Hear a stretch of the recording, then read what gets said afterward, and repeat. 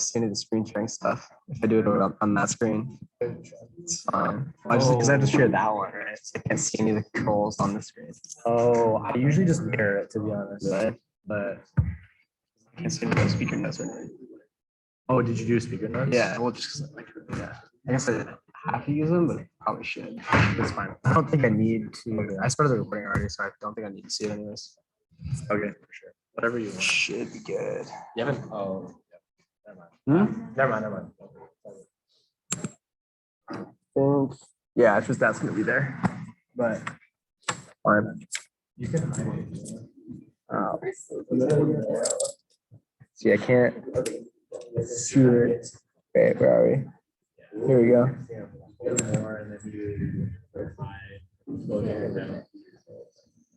Oh my god. Okay. Oh yeah. I think I should be good because I started the recording and everything, so we're chilling. Should I use a mic or no? Just scream. Yeah, it's a loud one. All right.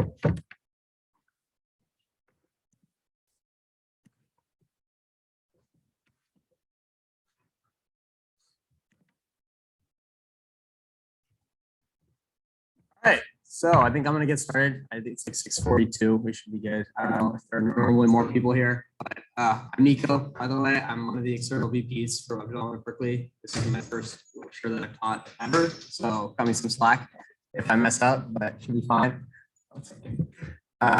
Yeah, so I'm just gonna go ahead and get started. So this is lesson 12, React 3, an introduction to Axios, React project structure, and the general React ecosystem and everything else. Should be a pretty interesting lecture. I know it's been a couple of weeks since you guys have done any other React stuff. I think it was like, what, a week before spring break or something like that when you did React 1 and 2. So it's been a while. So I'm gonna go over a little recap, make sure you guys are still comfortable with all that stuff. And hopefully we should be good to move on from there. So just to go over some of that stuff with React routing, styling, and libraries. I know Amir taught a bunch of those lectures. They looked great. I remember them to make sure I can teach this well. So yeah, React is a JavaScript library for building interfaces, and a lot of client-side routing allows for super fast and efficient navigation through a bunch of single and multi-page applications that are built in React. Mainly the browser router, I think, is what you mostly talked about, and then all of the links and all that stuff within React apps. So additionally, we talked about CSS modules and compartmentalizing all of your styling and styled components in React. So that allows us to avoid any sort of CSS collisions that come from multiple CSS files all over the place with global styling. So everything overwrites everything else and it just gets really messy. So to avoid that, we have those styling frameworks. And then component libraries as building blocks for different layouts like Chakra UI, there's Material UI, there's like 10 million different styling libraries. And they're all pretty interesting. I'm not a huge fan of all of them, to be honest, but they're really useful, especially when you're getting started. And I know you guys did a demo of Chakra UI as well. So hopefully you're relatively comfortable with that. But again, I know it's been a couple of weeks. Can I get like a gauge of how you guys are feeling about that? Thumbs up, thumbs down type of thing.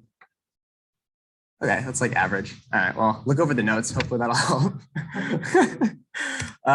So today, I'm going to be going over some sort of backend integration stuff. I know most of the past lectures have been about backend, Node.js type of stuff. And then we've talked about front end, but we haven't really talked a lot about how they work together and how you actually hook up the front end and your React projects to servers in the backend. Project structure and design methodologies for your React projects to make sure that everything is clean and organized and readable, both for you and for anyone else who might be touching your projects. Server-side rendering and the general React ecosystem, how some of that stuff works. Hooks that you guys have talked about in the past and how to actually use them and make them apply for hooking things up to the back end and that kind of stuff. So first off, backend integration. One of the most common libraries for hooking up the back end to your front end is Axios. You know, you talked about a bunch of REST APIs and HTTP requests in the past, like get, post, delete, patch. I've never used patch in my life, but yeah, all those exist. Axios allows us to actually connect the front end to those APIs.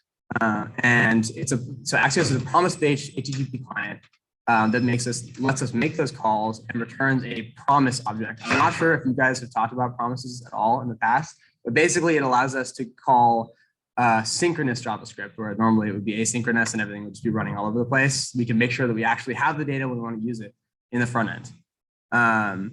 So yeah, I know we talked about a little bit about async stuff in the past, so hopefully you guys should be relatively comfortable with that. There are multiple methods of accomplishing the same task. There is a fetch API in JavaScript that lets you do it. And then there's Ajax and jQuery, but we are going to focus on Axios here, and it is the recommended method for this course in general. And in WDB, we generally use Axios as well. So it'll be relatively good to know for industry and everything else. Yeah, so this is an example of a Axios call. I think it's also in the note, like this exact same example is in the note if you guys look through that, or the textbook thing. And what the get method does, is it allows you to enter some sort of URL, and it'll fetch data from an endpoint over the internet and capture that data in this response promise object that I mentioned before. So you can see, hopefully it's big enough. Oh yeah, it's fine. You can see that link. GitHub has an API that lets you get any data you want, or like basically a profile object of any user on GitHub. So this is just a pretty easy example. It's open. You can mess with it if you want, if you guys have your IDs open, and write a API call just like this. I'm going to go ahead and do a demo of this in a second as well. But you can kind of just get a feel for the general format of the Axios API and what you can do with it. This is just like a super simple thing. But this is pretty much what you'd be doing most of the time with Axios. And then once you get that object, you can handle it pretty much however you want. And because it's a promise, it has this .then and .catch functions on top of it. So as soon as that API call is finished, like I mentioned before, it's synchronous. So we want to wait until we actually have the data. Maybe your internet's super slow. We don't want to call some other stuff afterwards using the data before we actually get it. So this .then lets us actually use that data once it's come to the local machine, and then do whatever you want with it. Here, we're just logging it. You could add it to some state or whatever else you might want to do.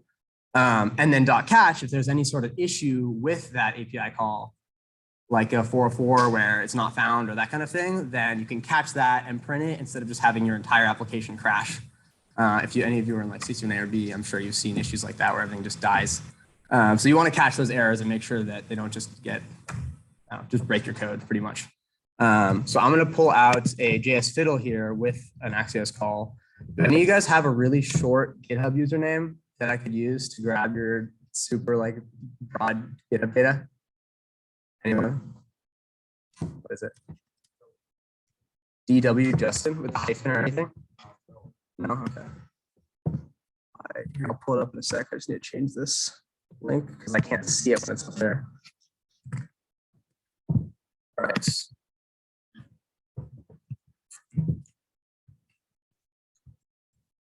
Full screen. All right. Can you guys see the console over there on the right too? I know it's kind of small. All right, so this is the same call that I have in the slide, except I changed the your GitHub username to your GitHub username. So now when I run this here, let me create the console. When I run this call, all right, so this is the response object that comes out of that Axios call. It's not just the data. There's a bunch of other stuff that comes alongside it, like an error code if there is one, or a success code. 200 is generally the 200 series are the success codes and everything like that. So you can see that status at the bottom right there. And then the data object is the actual data that's returned from the API. So you can see there's a bunch of other stuff. The config is what kind of API call, whether it was like a get, put, post, that kind of thing. And everything else that gets returned from the server. And then we get headers, which are like a bunch of security certificates and other stuff I wouldn't worry about until like 161 probably. It's not that big of a deal now. But yeah, if I go ahead and open this data object, you can see all of the information that GitHub gives us about your GitHub account. And this is not any of your private stuff, obviously. It's just like the really basic when your account was created, like what company you work for, how many followers you have, that kind of stuff. So it's pretty simple. You can see you just get this object with it's a JSON format of every single thing that they have in this API connected to your account. So it's pretty simple. But what you want to do is capture that object. And you want to actually use that data, right? So that's what the .then callback allows you to do. There's a .then, there's a .catch. There's also a .finish at the end. So whether or not there's an error, it'll still run what's in the .finish And you can just put those one after another like I have in the slide. We'll go back to it in a second. But yeah, you can also see if I was to change this URL to something that just didn't make any sense, or like something like that, clear the console and run it again, we'll get an error. So yeah, so it's static with 404. It doesn't know what user that is. Opening bracket, closing bracket probably is not anyone's GitHub username.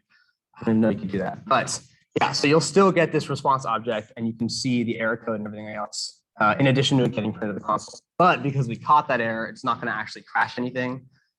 So your program's not going to close or whatever else, just in case this happened in the wild somewhere. You had a form input field where you put in your username and it gets this data. It's not going to be an issue if they put in some whack stuff.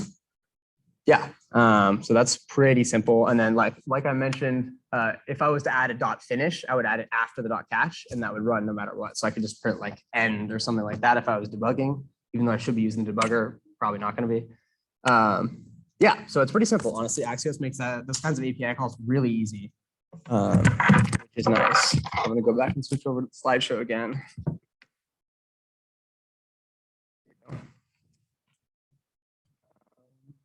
Yeah, so we can handle that promise object any way we want. There's also a bunch of ways to manage. Have you guys done promise stuff at all?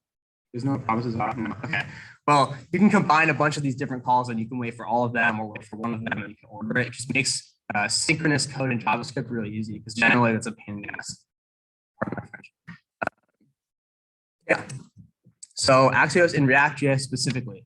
So that Axios call you can do in basically any JavaScript, like I just did there, JS fiddle, there's no React at all. It's basically the same in React. It's just as easy. But you don't want to be making a ton of Axios calls all the time over and over and over again. So we take advantage of the use effect hook, which I think we did talk about in lecture a little while back. If not, it's just another one of the hooks in React, which gets called only when the component is mounted in the first place. So what that allows us to do is prevent a bunch of repeated calls to the server, which overload not only the client, but also the server doesn't have to deal with all those requests that are just identical. So normally, if you didn't use the use effect, every time you re-rendered or like changed any sort of component on your page, it would make that call again and over and over and over again. So it's just a pain. With use effect, it just gets called one time, or if like you can put some dependencies, and if those dependencies change, you can recall it as well. But that just makes it a lot smoother and makes your code a lot faster in general. And doesn't overload the server. Yeah, so this also works for functional and class components. It looks a little bit different because use effect doesn't really exist in the class component, but it's just the same component did mount type of thing. It's functionally the same as in regular JavaScript, which is really nice. Yeah, so here I have an example of Axios being used in React. You can see it's basically the same inside of the use effect hook. But what we're doing is we're modifying the initial state object person after getting the actual data from an API call. So, I mean, there's no actual GitHub username here. If I wanted, I could set that all up. That'd be a long demo. Yeah, so then here inside of the .then, we just grab the data, assign it to the fetch person. You can see the response object is dereferenced, so it's res.name, and then we grab the name of the person, and that's it. Super easy. And the state is updated. So whenever you actually render that H1 tag, it just says your name on the page. If I was to reload the page, it would remake that API call. But if, for example, I like had an input field and was changing stuff, or had like a toggle that I was switching or something else, if there was other state in this app class or app object that was modified, nothing would happen. We wouldn't remake the call. Yeah. So for the anatomy of a general React app, there's a lot of rules and stuff that I could give you guys about how to make your React app organize and structure the project and stuff. But to be honest, most of it is like personal preference. There definitely are some standards you should have for it and just not make everything super messy. And you definitely need to have a good understanding of the baseline files and folders in the root directory of your React app, just so that you can actually have an understanding of it. And if you see, for example, a new project, you know what to look at, where to go, where to add stuff, where to delete stuff or not. Yeah, so there's a bunch of different files and file types, especially considering all the frameworks, not only React, frameworks that are built on top of React, languages that are built on JavaScript and on TypeScript and that kind of stuff. There's a lot going on. You don't have to know all of it, but at least understanding some of the basic functions and, like I said before, knowing where to put new files and how to manage packages and other imported files is pretty important. And it's pretty crucial knowledge to becoming like the actual full-fledged software engineer, or even joining like a tech club at Berkeley, like web development at Berkeley or something like that. Yeah, so this is generally what the root directory of a React project looks like without any of the actual source code there. So I'm sure you guys have seen in like any GitHub repo ever, there's the readme.md file, which basically just describes what your code does with descriptions possibly of each file, their functions if applicable.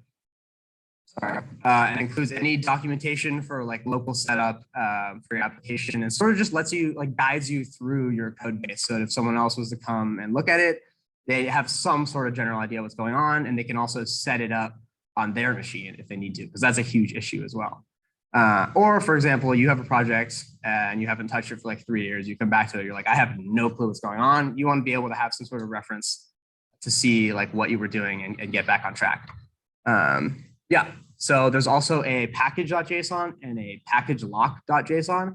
Both of those files are basically just a list of all of your app's dependencies and all of the versions of those dependencies. And then even with it, so it's normally a JSON object, JSON file. There's also a list of those dependencies, and a list of the dependencies, and that kind of stuff. It's like a long chain of all this stuff, just to make sure that when someone does install your application for the first time, or when you're updating stuff, it knows exactly what to install. Because you could have like hundreds of thousands of packages from all over the internet, like node modules. And we want to know exactly which ones to use and what versions to use, because we don't want to run into any sort of versioning conflicts either. So that makes it super easy. And the node modules folder, or node underscore modules folder, is the folder where all those dependencies actually get installed. So when you have a new application, let's say I just pulled this repo from GitHub and it's Cass's front end project or something, I would run yarn or npm I, and it would install all of the packages in my package.json and package.lock.json into this node modules folder. So if you wanted to look at them, or like maybe you want to custom modify some of those packages, you'd go into node modules and change it. But it's a huge folder because you could have like hundreds of thousands of dependencies, and those dependencies could have dependencies, and there's just like a whole tree structure there. So you don't want to push that to GitHub. You just have the package and package.lock.json. Otherwise, there'd be way too much data in there and it'd take forever to download and change stuff. Yeah, and then also, I don't know if any of you guys heard about like the log4j exploit that happened a couple months ago. A lot of those issues can be resolved by updating package.json, and every time you rerun your file or your project or something, it'll update dependencies to make sure that you don't have some sort of bug deep down in a dependency. Anyways, yeah. So the build folder is basically a compacted and minified version of your project that gets served to users from the web or something like that. And yes, minified is a weird word. It basically, I don't know if you guys are familiar with that at all.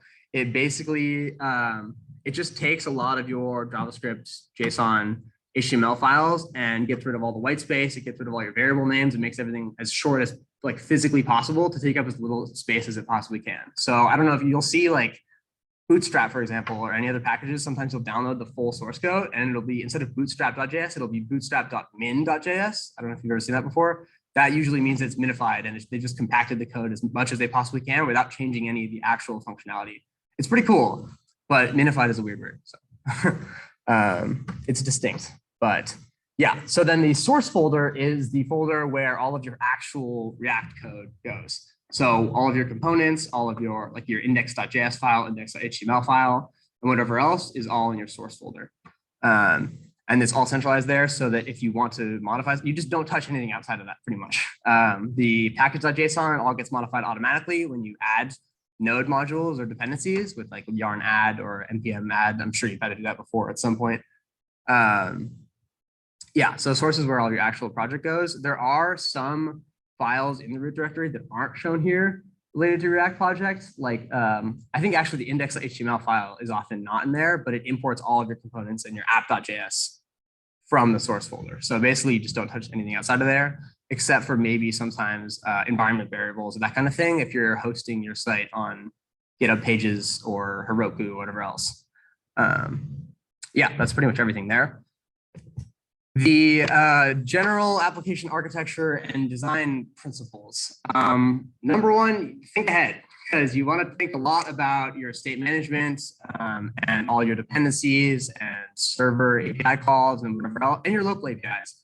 Because if you don't plan ahead for some of those things and you end up having to refactor a bunch of your code, it's a pain. So just make sure that's there. And then also your UI and UX flow, and like I said, your state management systems. You don't want to make unnecessary repeated calls to those APIs. So like I mentioned before, something like using use effects on your API calls, especially when there's a lot of data you're grabbing. Use that as much as you can and set the dependencies that you need to set. Otherwise, it's going to be expensive too, because hosting stuff can be expensive if you're using a lot of data. There's a lot more about this kind of thing on the website for the reading for this lecture. And I think all of the React lectures pretty much, there's a lot of reading you go through if you want to learn more about this kind of thing. And also just how to structure your React project. Within this source folder, there's like a bunch of different standards all over industry and stuff for how you should structure your project. It's pretty much personal preference. Like I said before, I do have like, generally you want to compartmentalize everything as much as you possibly can. Kind of like the whole point of React is to have these components that are compartmentalized. And then we also talked before about CSS modules. Compartmentalize the styling. So everything for every single component should just be in a folder and or in like a single directory. And that way you can move that around. You can use it where you need to, and not use it where you don't want to use it. So that just makes everything a lot cleaner. And also just, again, when someone else comes along and looks at your code, they can actually understand what's going on. And they don't run into issues with that. So you don't have to spend like weeks onboarding someone to your code base. They can just look at it and look at your README, and hopefully that should be enough. With a little bit of room to play, probably. Yeah, so server-side rendering. Especially for front-end projects, performance is like one of the #1 priorities. Obviously, backend, you can improve your API by like 10 milliseconds, and it makes a big difference. But we want the front end to be running as smoothly as possible. And part of that also includes, like I said, the 5 times the use effect. You don't want to make all those calls that you don't need to be making all the time. But another method of improving the speed and readability of your React application is to have server-side rendering. So normally React would be compiling all of your HTML, CSS, and JavaScript into the DOM, the document object model, locally. But if you have a lot of JavaScript or like a huge HTML file and a lot of styling, that's going to take a while. So what you can do is you can run React on the server side, and then it sends the pre-rendered document object model to the user. So that even though they can't actually interact with the site right off the bat, at least they can see it. So they can think about what they're going to do and that kind of thing. And even if it's like a perceived speed boost of actually using the website, even though you still can't do anything because the JavaScript isn't running yet. But that just gives you a lot of quote unquote performance optimizations. And that's what basically the point of Next.js is. There are a bunch of different frameworks. I think Vue also does the same thing. There's a bunch of different frameworks that are built off of React that allow you to do server-side rendering. And it doesn't change the structure of your application that much, but it definitely is like worth looking into if that's something you want. And if your application is starting to slow down a little bit. I think like we are talking about refactoring our web development at Berkeley website using Next.js, because right now I think it's just in vanilla React and Chakra. So we do use Chakra in industry. Yeah, so yeah, that's pretty much it. It does, so actually, it does change when you want to do routing, which you guys talked about last React lecture, which I know was like 2 weeks ago, but the way you actually do routing is pretty different if you're doing server-side rendering, and it's a lot more like the sites that you guys did at the beginning, which are just like a plain HTML file and like just HTML and CSS, basically no JavaScript, that kind of thing, because it has different HTML files for all of the pages. But that's one of the only differences, honestly, because React normally is like a single page application, which does cause issues when you're doing like search engine optimization or that kind of thing, because Google isn't able to query all of the different directories on your site because it's just like dynamically switching all of the data around. And server-side rendering generally does fix that as well, because there's a pre-compiled version of your site with some of the static data at least there. So it can actually search that when it fetches data from your site. So that does help a little bit there, but generally not the like primary reason to use some sort of server-side rendering framework. Also, if you host your site on GitHub Pages, I think it automatically compiles your React project to like server-side render. There's like a GitHub Pages node module actually that does that, and I think they do a similar thing, and you don't actually have to use Next.js. There are ways to do it without using another framework on top. You just have some sort of package that does it for you, and that way you kind of get the best of both worlds. Although I don't know about the search engine optimization, it might be kind of janky. Yeah, so the general React ecosystem.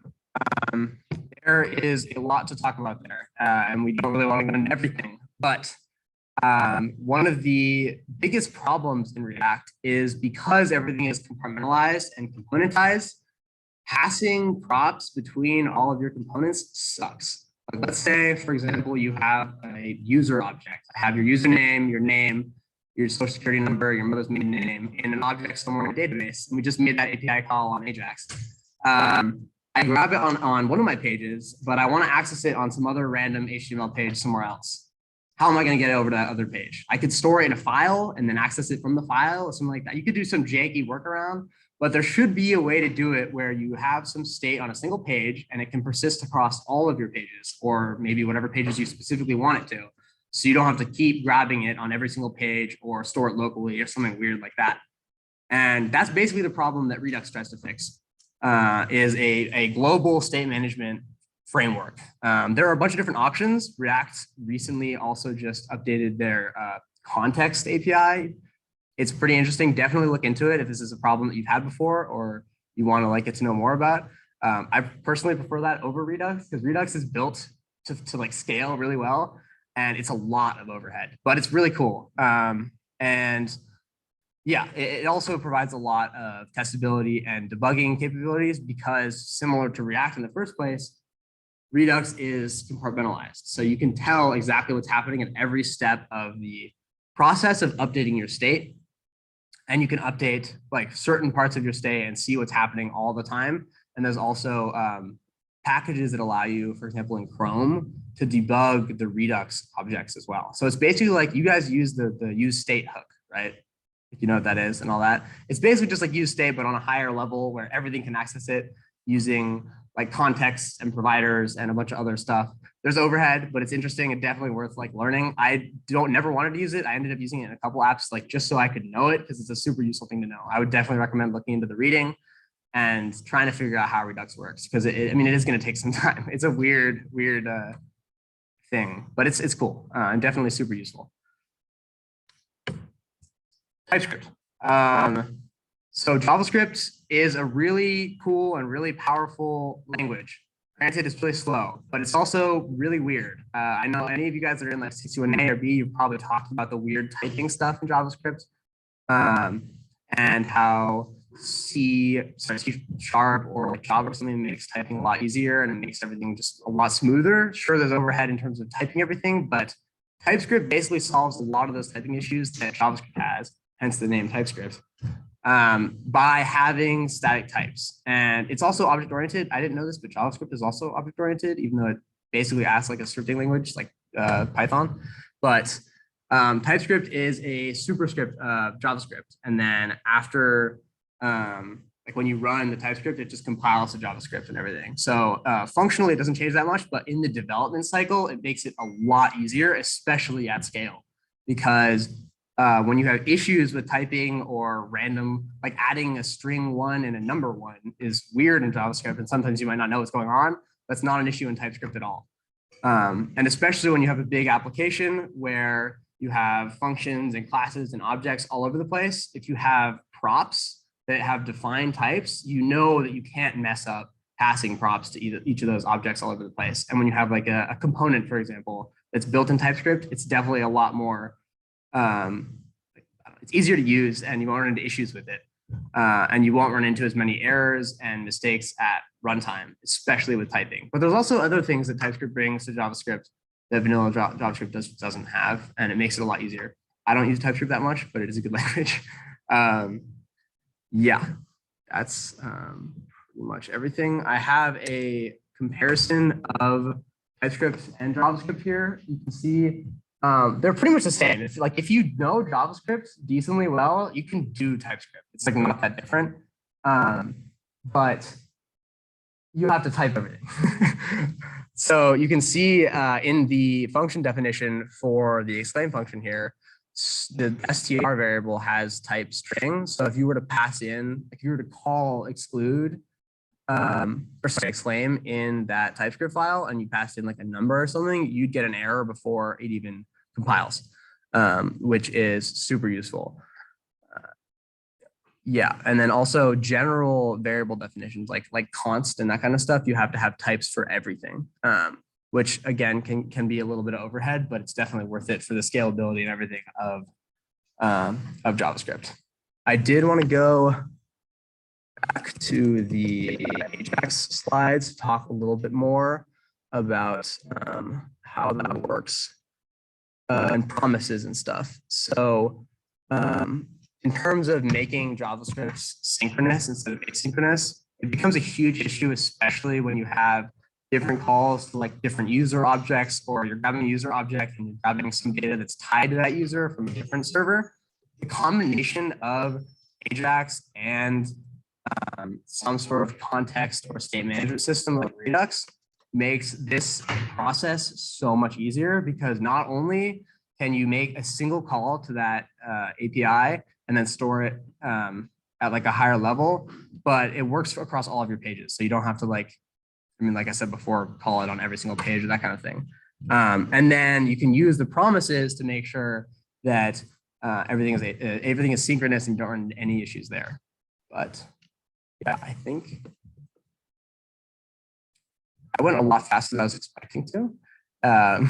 So I don't have that much more to talk about. I will go through a little bit more of the project structure and stuff. I guess I don't know how much experience have you guys had building React projects?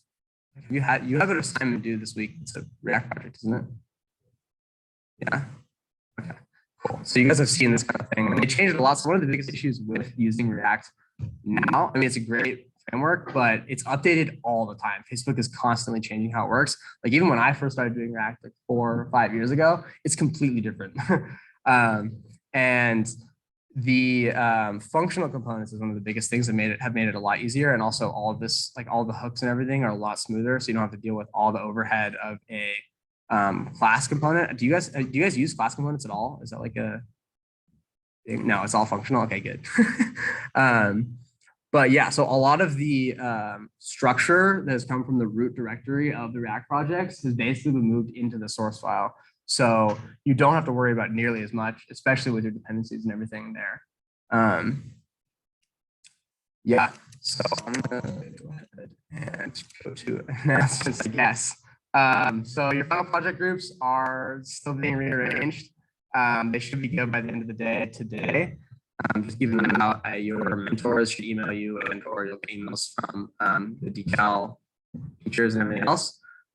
Your social media platform, which is React, yes, whatever it is, it's due on Thursday. Again, this is my first time lecturing, so I don't know that much what's going on in the class. But I'll try to keep up.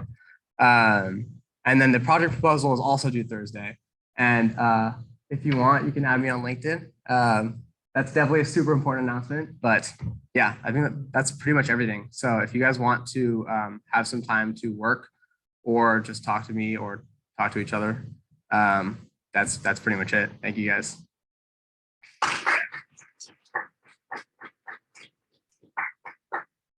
Yeah.